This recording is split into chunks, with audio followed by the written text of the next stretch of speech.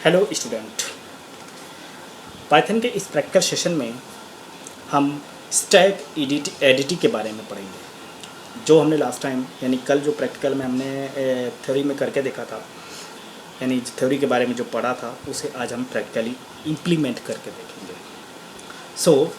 इससे पहले कि हमने लास्ट टाइम डिस्कस किया था ओप्स में ओवरराइडिंग ऑपरेटर्स। आई होप कि आपको समझ में आ गया होगा, जिस पे सिंपल हमने वेक्टर क्लास का इस्तेमाल करके और कंस्ट्रक्टर के साथ एक इनिट मतलब कंस्ट्रक्टर के साथ मतलब हमने वैल्यू को ऐड एंड str के साथ यूज़ किया था, जिसमें दो तो प्लस ऑपरेटर उसमें हमने क्या किया था कि ऑब्जेक्ट वैल्यू को प्लस करके देखा, यानी ऑब्जेक्ट्स को ही एडिशंस में, तो उसे ऑपरेटर ओवरलोडिंग मैंने उसमें प्लस ऑपरेटर को ओवरलोड किया था। आप चाहे तो माइनस को भी कर सकते हैं, जहाँ पे मैंने प्लस लगाया था वहाँ पर आप माइनस कर सकते हैं। इसके अलावा डाटा हेडिंग कॉन्सेप्ट से रिलेटेड हमने एक प्रैक्टिकल करके देखा था। आज हम स्टैक एडिटिंग के बारे में बात करेंगे। जैसे कि हमने आपको बता दिया है कि abstract data type is a type or class for object whose behavior is defined by the set of value and a set of operations। Simple, ठीक है। यानी हमने जब भी डिस्कस किया जस्ट कि एक तरीके का ये डाटा स्ट्रक्चर ही है, जैसे सी वगैरह में अलग से डाटा स्ट्रक्चर देता है, तो आप चाहे तो आप इसे एक मान लीजिए कि हम एक डाटा स्ट्रक्चर ही पढ़ रहे हैं। चूँकि उस समय जब हमने डाटा स्ट्रक्चर एक्चुअल में पढ़ाया था तो वहाँ पर हमने आपको इसलिए नहीं बताया था बिकॉज ऑफ कि आपको लगे ऐसा नहीं लगे कि प्रॉब्लम, क्योंकि आप वहाँ पर क्लास एंड ऑब्जेक्ट का कॉन्सेप्ट नहीं जानते थे। चूँकि यहाँ पे सारा इम्प्लीमेंटेशन क्लास एंड ऑब्जेक्ट्स के थ्रू है। यहाँ पर हम आपको स्टैक, तो यहाँ पर स्टैक को आप सीधे समझना। स्टैक के बारे में हमने आपको बता दिया है कि ये लीफो कॉन्सेप्ट पर चलता है हमेशा, ठीक है, लास्ट इन फर्स्ट आउट में। तो सिंपली हमने जब लास्ट टाइम जो किया था उसमें सिंपल आपको क्या करना है, क्लास बनाना है, ठीक है। देन मैंने एक क्लास बनाई और स्टैक नाम की। आप ऐसा करते हैं, एक मिनट,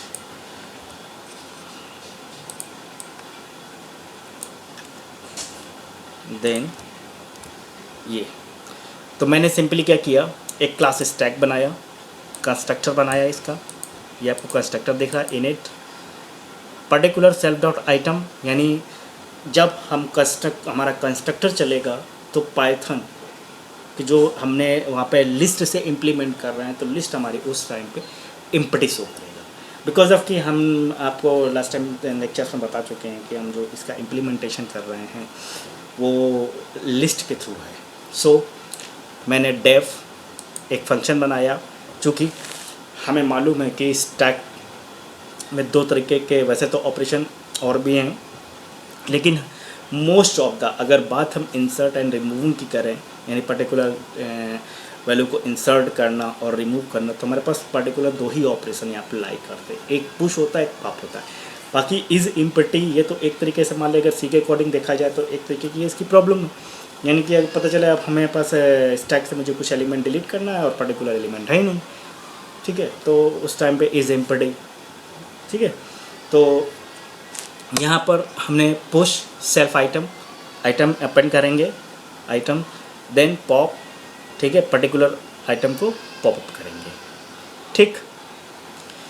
तो आपको समझ में आ गया, हमने यहाँ पर क्लास स्टैक लिया है, डेफ इनिट के साथ हमने कंस्ट्रक्टर बनाया है, जो कि जब हम कंस्ट्रक्टर जब हम ऑब्जेक्ट क्रिएट कर रहे होंगे उस समय ये लिस्ट को इम्पटी रखेगा। Then def push operation is use for the कोई भी एलिमेंट्स को इंसर्ट करना। Self dot item dot append किसको करेगा, आइटम। यानी अब बात करें कि आइटम्स जो आइटम्स आ रहे हैं वो अपेंड मतलब आप हर बार आप जब ऐड करेंगे तो क्या होगा कि जो आपकी बात करें कि आइटम्स नाम की एक है ना लिस्ट है, तो लिस्ट क्या करेंगी, अपेंड करेगा हर बार में। Pop operation is use for the simply remove the elements and empty it will be check that कि पर्टिकुलर एम्प्टी है या नॉट एम्प्टी, ओके। हमने यहाँ पर इससे बाहर आ गए।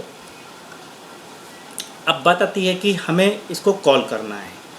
हमने जो भी ऑपरेशन डिफ़ाइन किए थे उन ऑपरेशन को हमको परफॉर्म करना